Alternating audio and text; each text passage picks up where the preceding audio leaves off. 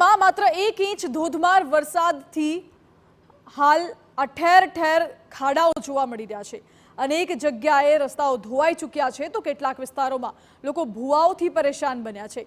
પરંતુ અહીં મુદ્દો એ છે કે વડોદરામાં ખાડાઓ અને ભૂવાઓનું સામ્રાજ્ય જામ્યું કેવી રીતે? તો સૌથી પહેલા આપની સ્ક્રીન પર દેખાતા આ બે દ્રશ્યો જુઓ। આ બંને દૃશ્યો પાલિકાની કામગીરીની પોલ ખોલી રહ્યા છે। તરસાલીથી ધનિયાવી જવાનો રોડ એ હદે ધોવાયો કે રસ્તા ઉપર ખાડાઓ સિવાય કશું જ નથી દેખાઈ રહ્યું। જ્યારે બીજી તરફ મકરપુરામાં SRPF ગ્રુપની સામે જ મહાકાય ભૂવો પડી ગયું છે। ભૂવો એ હદે વિશાળ છે કે આખી કાર તેમાં ખાબકી જાય। ચોમાસું શરૂ થયા બાદ વડોદરા શહેરમાં ભૂવો પડવાનો સિલસિલો સતત યથાવત છે। ત્યારે મકરપુરાના આ મુખ્ય માર્ગ ઉપર જ ભીમકાય ભૂવો પડતા તંત્રની કામગીરી વિરુદ્ધ અને અનેક સવાલો ઉઠી રહ્યા છે। સ્થાનિકોનો આક્ષેપ છે કે વર્ષ 2008માં અહીં ડ્રેનેજની કામગીરી કરવામાં આવી હતી, પરંતુ હલકી ગુણવત્તાવાળી કામગીરી કરાઈ હોય ત્યારે આ રોડ પર ચોમાસામાં ભૂવા પડવાની સમસ્યાનો સામનો કરવો પડે છે અને પાલિકાના વાકે પ્રજાને હાલાકી સહન કરવી પડે છે।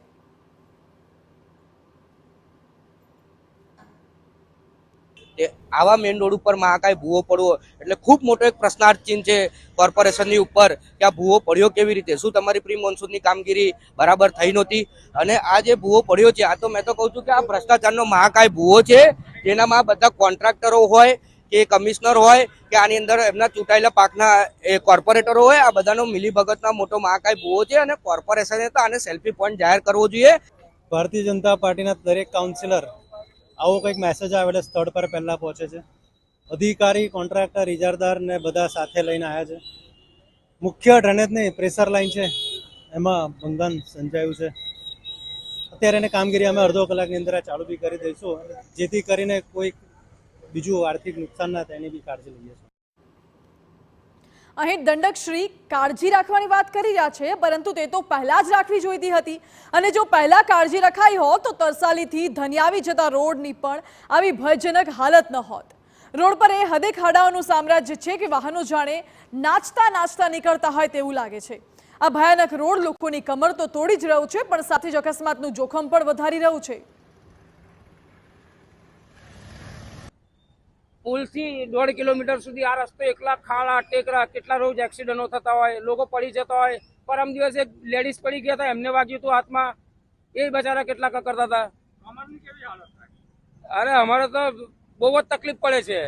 એમ ગાડી બેરે નીચે ઉતરીને ચાલીને ધક્કો મારીને લઈ જઈએ છીએ। અમારા કમરો કોઈ લેડીઝ હોય, પ્રેગ્નન્ટ હોય, કોઈ ડિલિવરી વાળો કેસ હોય તો અહીંથી નીકળે તો સાહેબ પતી જ જાય। નીકળે એવું પોઝિશન જ નથી। સમજી લો, તમે આમાં ટાયરો જોઈ લો, એ જોઈ લો, તમે પોતે આ રોડની હાલત જુઓ કે કેવી રીતે એમથી એમ જ થાય છે રોડ। 6 મહિનાથી સાહેબ આ પરિસ્થિતિ છે આ રોડની, 6 મહિનાથી, 6 નહીં પણ વધારે મહિનાથી છે આ જ પોઝિશનમાં છે। નાખી ગયા છે મોટા મોટા ઈંટો, પેલા મકાન તોડેલા હળિયા આગળ તો તમે જુઓ, સળીઓ લોખંડના બહાર નીકળી ગયેલા છે। સ્થાનિકોનો આક્ષેપ છે કે અહીં તો ચોમાસા પહેલાથી રસ્તા બિસ્માર છે। તેઓ અનેકવાર આ અંગે તંત્રને ફરિયાદ કરી ચૂક્યા છે, પણ અહીં તંત્રના કાને ફરિયાદો સંભળાય છે જ ક્યાં? અમે જ્યારે આ અંગે કોર્પોરેટર સાથે વાત કરવાનો પ્રયાસ કર્યો ત્યારે તેમનું કહેવું એમ હતું કે હજુ વરસાદ પહેલા જ સમારકામ કરાયું, પણ આ તો વરસાદને લીધે રસ્તાની આવી સ્થિતિ થઈ છે।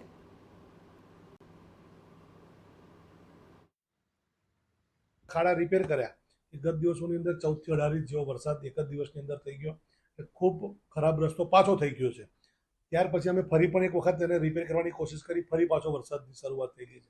જેવું કોરું નીકળે એટલે અમે એને ખાડા રિપેર કરાવી દઈશું અને દિવાળીની અંદર અમે આ બંને બાજુ જ્યાં તરસાલી હાઈવેથી હદ છે વડોદરા શહેરની ત્યાં સુધી સેન્ટ્રલ ડિવાઈડર સાથે રોડ મંજૂર પણ થઈ ગયો છે, પણ મારે એક ગટર લાઈન પણ નાખવાની બાકી હોય એટલે હું દિવાળી પછી તરત જ આ રોડ બની જશે। એટલે કે હજુ તો દિવાળીમાં રસ્તો બનશે અને બન્યા પછી પાછું ટકશે કેટલો એની ગેરંટી તો એ ક્યાં મળે છે? મુદ્દો એ પણ છે કે જો કામમાં ગુણવત્તા હોત તો આજે વડોદરા વાસીઓને આવા ખાડાઓ કે ભૂવાઓથી પડતી હાલાકીનો સામનો જ ન કરવો પડ્યો હોત।